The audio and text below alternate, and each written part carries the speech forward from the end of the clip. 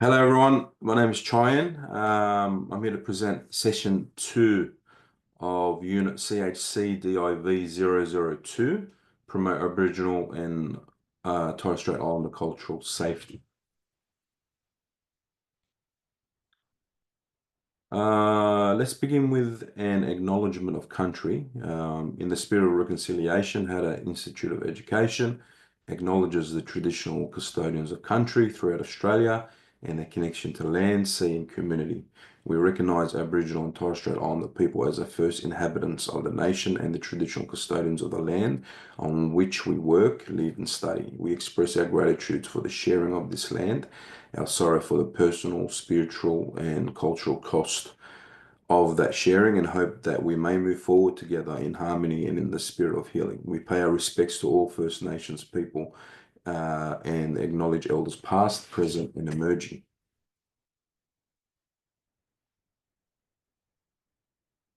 Okay, so this is session 2 of this unit. So once again, welcome. In this session, we'll be exploring significant themes and events in Australian history and the impacts on Indigenous communities. Now, on your screen is an overview of the topics that we will be covering.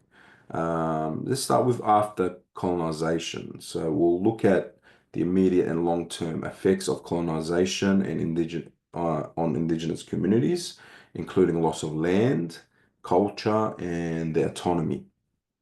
Contact. So here we'll discuss the initial interactions between European settlers and Aboriginal peoples and the consequences of these encounters. Citizenship.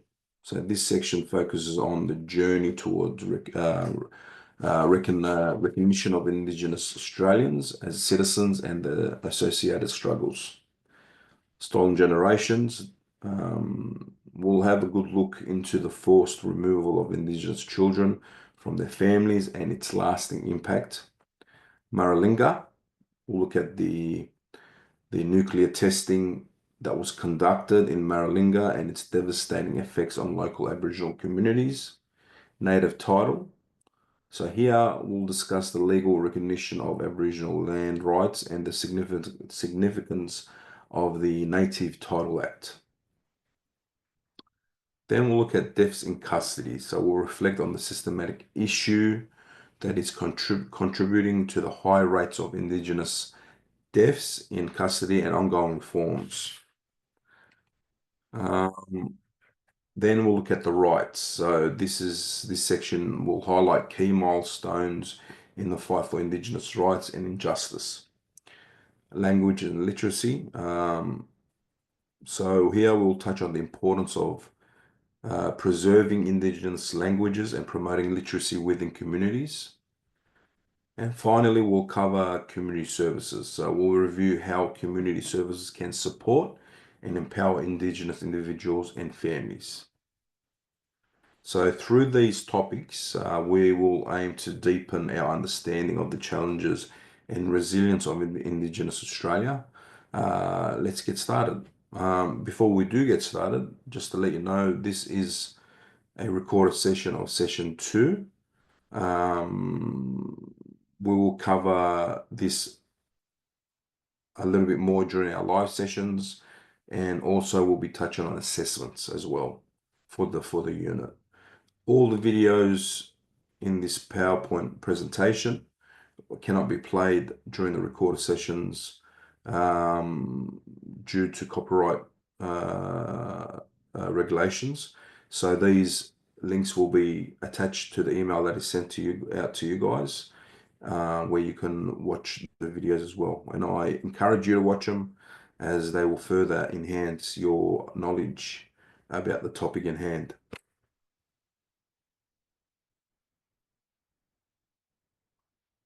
Okay. All right, so let's take a moment to discuss the profound and far-reaching impact of colonization on Aboriginal and Torres Strait Islander cultures. So cultural loss and dispossession.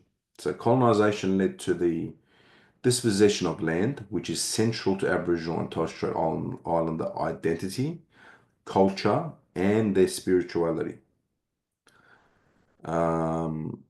Losing their connection to the land caused immense cultural and emotional harm.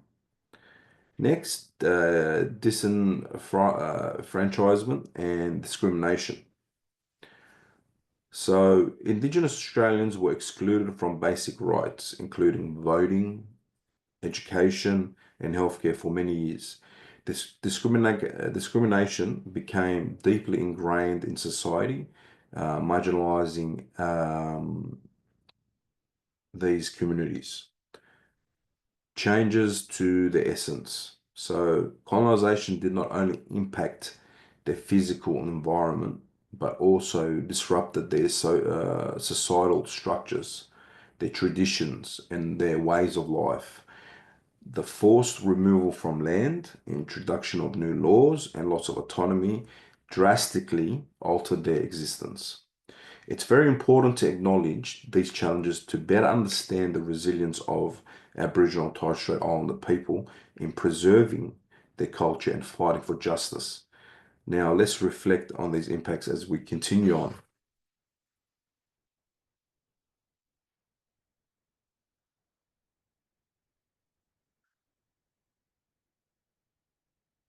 Uh, okay, so now let's take a closer look at the period of contact and its profound consequences for Indigenous Australians. First, Terra Nullius.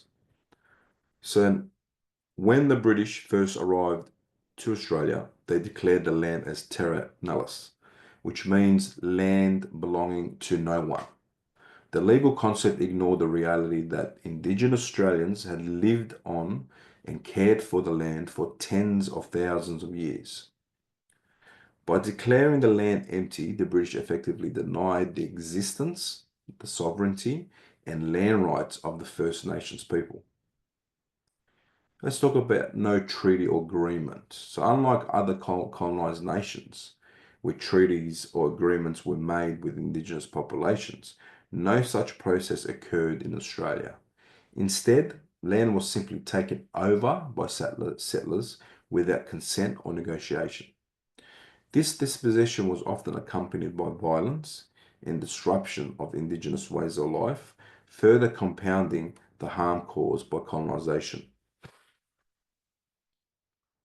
For over 2 centuries, Australian legal systems failed to recognize the connection um, between Indigenous people and their traditional lands. The absence of formal acknowledgement of their rights left communities without resource or any protection. It wasn't until the landmark Maybach case in 1992 that the concept of terra nullius was overturned, and Indigenous land rights were finally recognised under Australian law. This marked a critical turning point, but it came after generations of displacement and suffering. The legacy of these actions is far reaching. For Indigenous Australians, the loss of land meant more than losing a physical space. It also served their cultural, spiritual, and societal ties. The consequences of this possession are still felt today within the communities, influencing such things as land rights, health, and social justice. Now, as we continue to discuss these topics, it's important to reflect on the resilience of Indigenous communities and the ongoing efforts to address the historical injustices through truth-telling, reconciliation, and recognition of Indigenous rights.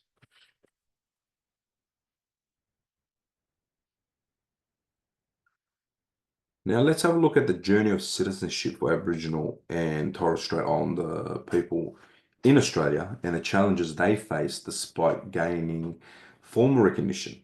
So in 1967, there was a referendum. Aboriginal and Torres Strait Islander people were formally recognised as Australian citizens, like others born in this country. This milestone came after years of campaigning for equality and inclusion. However, this recognition was more symbolic than practical, as significant inequalities still remained in place. Despite citizenship, many Aboriginal people did not have the right to vote, in key states, such as Queensland, the Northern Territory, and Western Australia. Voting rights varied across jurisdictions and were only granted universally as a federal in the federal level in 1962. But even then, Indigenous Australians faced the same systematic barriers that limited their participation in elections. Citizenship came with severe limitations. So Aboriginal and Torres Strait Islander people face restricted access to social security and welfare services. Additionally, they were subjugated to policies and practices that controlled their lives in ways other Australians did not experience, such as forced removal and restrictions on movements.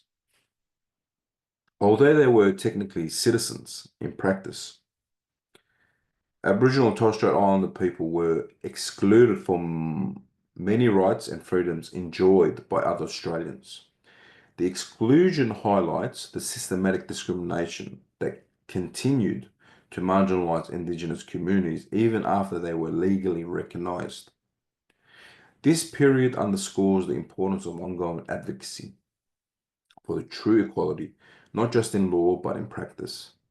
The legacy of these injustices serve as a reminder of the need for continued efforts towards reconciliation and meaningful change.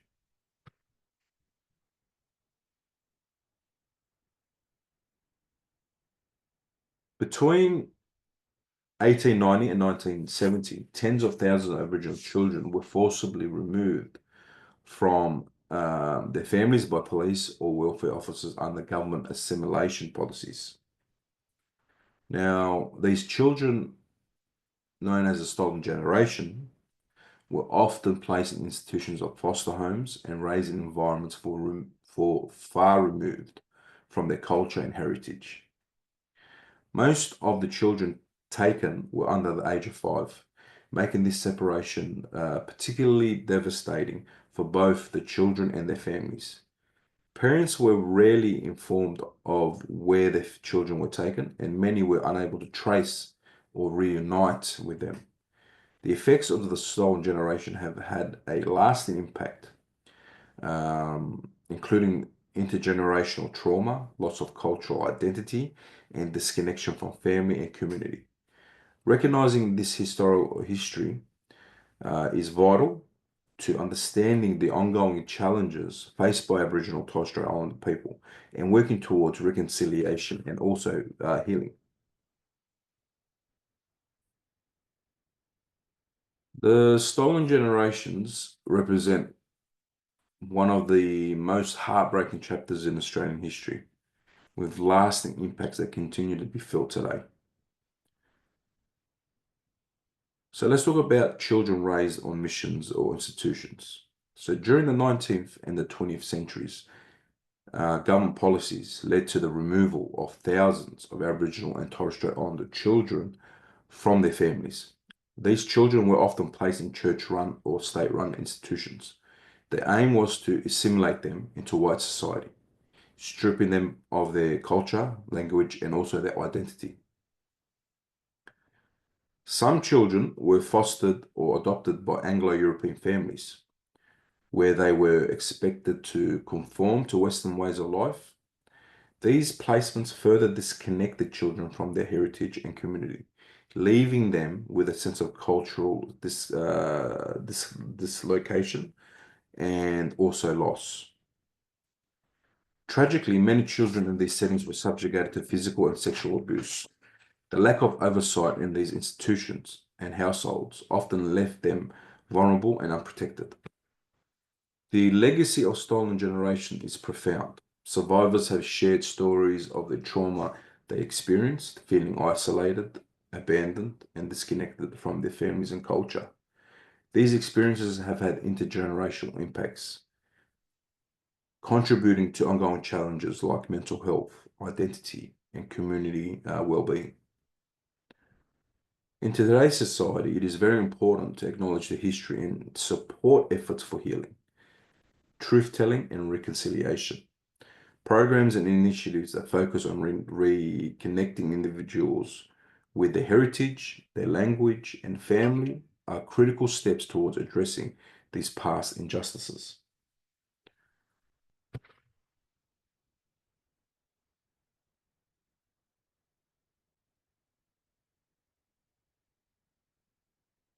Let's reflect on this quote from Barbara Cummings, a member of the Stolen Generation. Now, she explains here that the quote is, "It was a presumption for many years that we girls would grow up and marry nice white boys. We would have nice fairer children who, if they were girls, would marry white boys again, and eventually the color would die out. That was the original plan. The whole removal policy was based on the women because the women could breed." Now, this statement captures the chilling reality of assimilation policies during the stolen generations.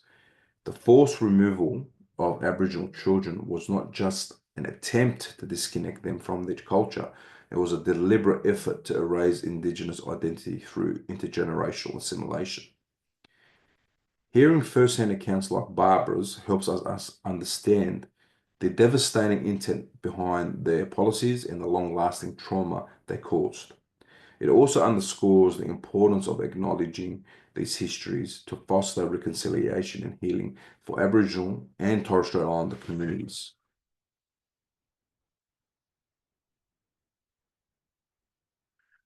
Let's have a closer look into the long-term impact of stolen generations, focusing on the challenges faced by survivors as adults in adulthood. So these experiences often left deep scars, both emotional and psychological. On your screen are some of the things that they have suffered over the years. So let's talk about insecurity. So many survivors grew up feeling insecure due to lack of stable family connections and the constant displacement they endured during that time. Next, lack of self-esteem. So being removed from their families and culture led to feelings of loss, as children were often taught to reject their Aboriginal identity. Feeling of worthlessness. So survivors often struggled with a sense of being unwanted, which was reinforced by systematic discrimination and also alienation from the community. Depression. Now, as you would imagine, the trauma of being forcibly removed, coupled with the loss of identity and family bonds, led to high rates of depression among the survivors. Suicide. So, tragically, feelings of despair have contributed to elevated rates of suicide in Indigenous communities, reflecting the enduring impact of their traumatic chapter in their lives. Violence. So the cycle of trauma often manifested in violent behaviors, a response to unresolved pain and the legacy of abuse experienced in institutions. Many survivors turn to alcohol and drugs as a coping mechanism, seeking to numb the deep emotional pain and trauma they carried. Now, these outcomes highlight the far-reaching intergenerational effects of the stolen generation. Many families and communities are still working to heal from these experiences today. So this serves as a reminder of the importance of creating trauma-informed support systems and fostering understanding to help individuals and communities on their journey of healing and also recovery.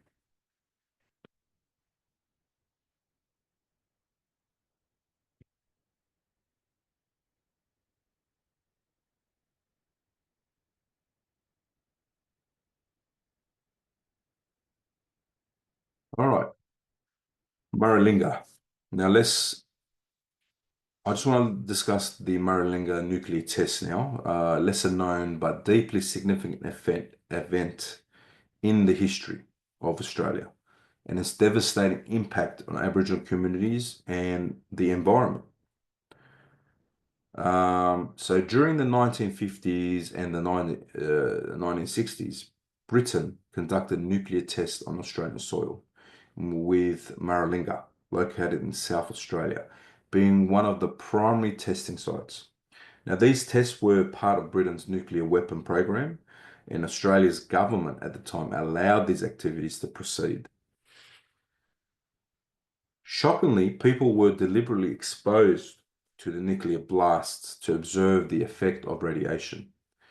This included Aboriginal people who were often not informed about the tests or evacuated from their lands. Many were unknowingly exposed to hazardous radioactive fallout, resulting in long-term health issues such as cancer, birth defects, and other illnesses. The land around Maralinga was contaminated, rendering it uninhabitable for decades.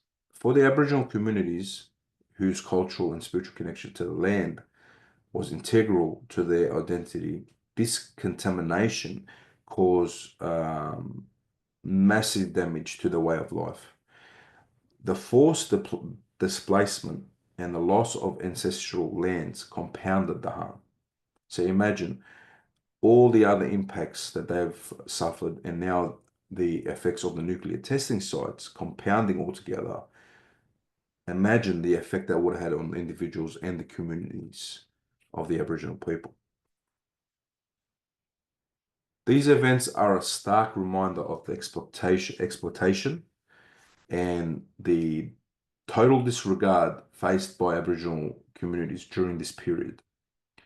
Today, Maralinga stands as a symbol of the long-term consequences of nuclear testing and the importance of protecting both people and the environment from such harm.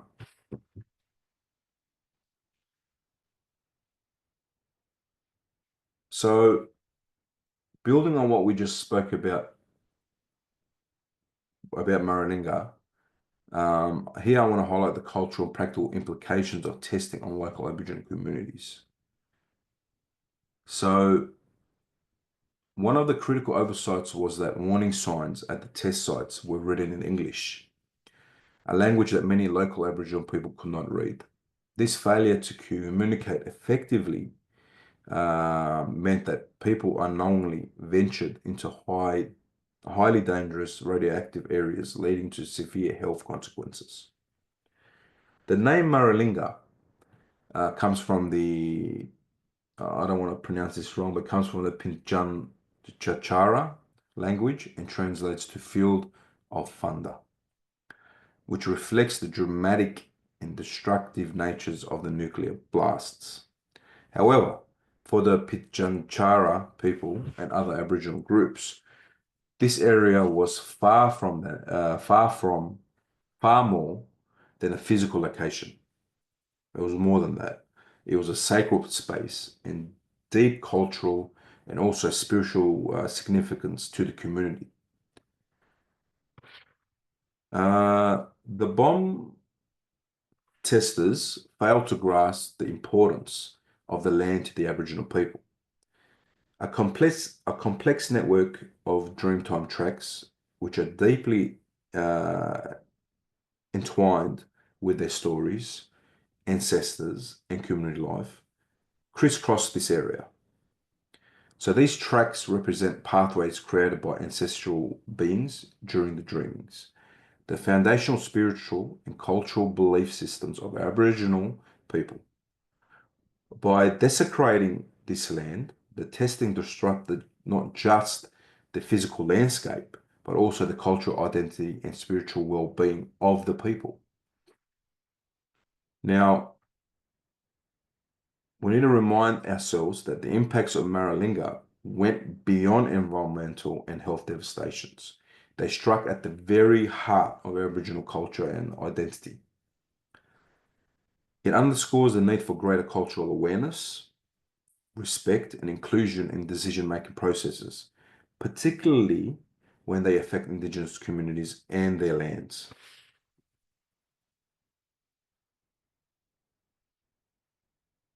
Again, one of the most tragic aspects of Maralinga nuclear test was the direct impact on Aboriginal families.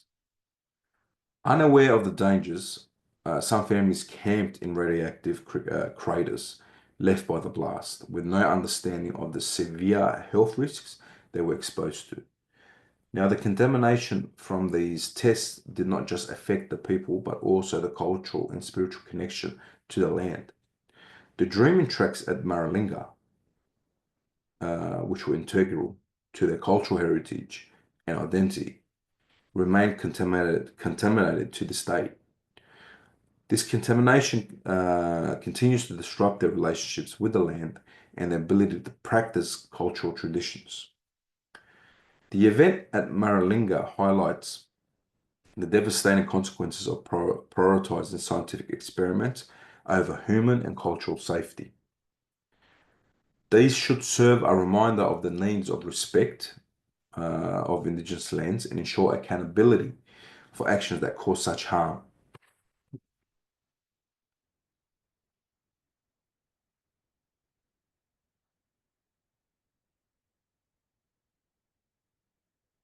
Okay, now let's summarize what we've covered in session 2. We began by exploring the impact of colonization on Aboriginal and Torres Strait Islander people, highlighting the loss of land, culture, and autonomy. Then we discussed the concept of contact, focusing on how the British declared Australia terra nullius, meaning land not belonging to no one, and the lack of treaties or agreements with the Indigenous peoples. We then moved to citizenship, examining the 1967 referendum and the challenges Indigenous Australians faced even after gaining formal citizenship rights, including limitations on voting and social security. Following that, we delved into the devastating legacy of the stolen generations, where thousands of Aboriginal children were forcibly removed from their families, leading to profound lifelong impacts. Finally, we looked at Maralinga, the site of British nuclear testing, and the ongoing effects of radiation exposure on Aboriginal communities and their cultural heritage.